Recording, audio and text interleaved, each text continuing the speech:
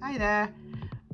I just want to have a few minutes just to talk to you a little bit about what goes on whenever I meet a dog for the first time and I'm about to start working with them. Usually I'll have a fair idea of what kind of problems a family wants to work on. They might tell me they've got a food aggression problem, or they've got a problem with their dog barking at the fence, maybe they're quite territorial, but that's all the information I'll know until I actually get into their home and get to meet their dog. Many of the dogs I work with are also rescue dogs, so the information that I might know about those dogs can be sort of a bit sketchy.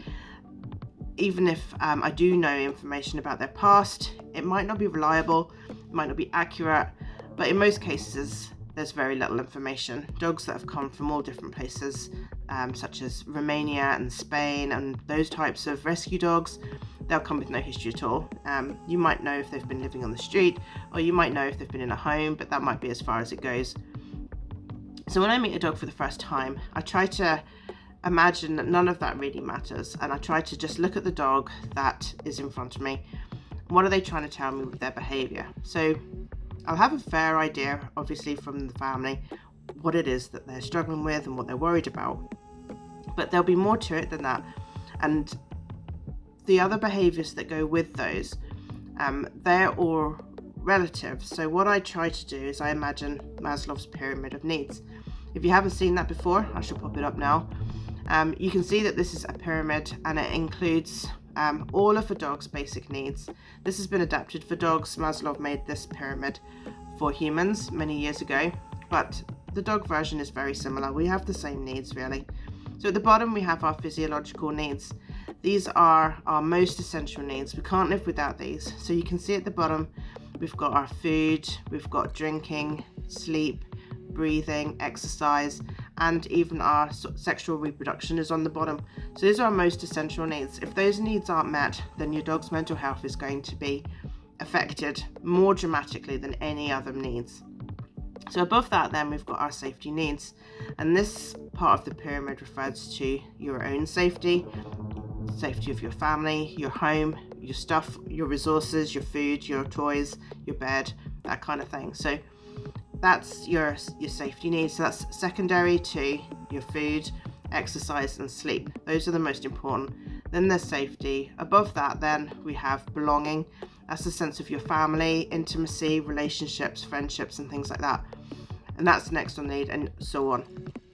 Once you get past belonging, then those needs become less important. Really, anything that's going to affect a dog's behaviour and their mental health is going to be at the bottom of that pyramid. It's going to be in the bottom two, but possibly the third one as well. So these are the ones that I'm most focused on when I meet a new dog. So I'll be looking at all different kinds of behaviours and seeing what do they relate to on this pyramid.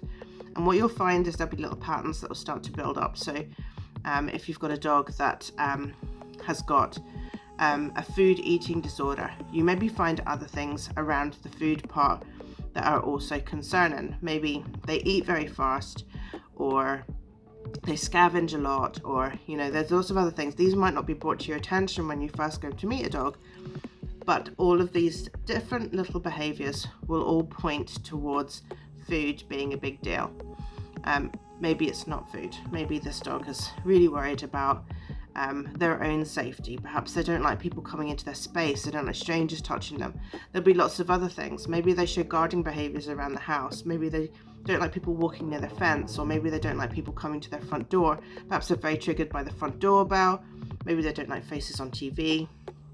So there'll be lots of little mini behaviours that I'll be looking for in my assessment that maybe haven't been mentioned to me by their family. And I look through the whole day. I try to meet them at home. I see what they're doing. We talk about things. We talk about stories, fun things that's happened in the past with the dog, things maybe that weren't so fun. We'll go for a walk. So hopefully I'll be able to see them in lots of different ways, and I'll be able to see lots of different associated behaviours that all link towards the one problem behaviour. So if you've got a dog that maybe has got food aggression, well, the last thing you want to do is just go straight in there, straight into the food aggression, and start challenging that behaviour, because your dog's going to become even more defensive. They've concentrated their behaviour on this because they're scared that they're going to go hungry. That's essentially what that boils down to. So they don't want me running in there and trying to fix that straight away. But there'll be all of these other little behaviours around it that are all connected to food.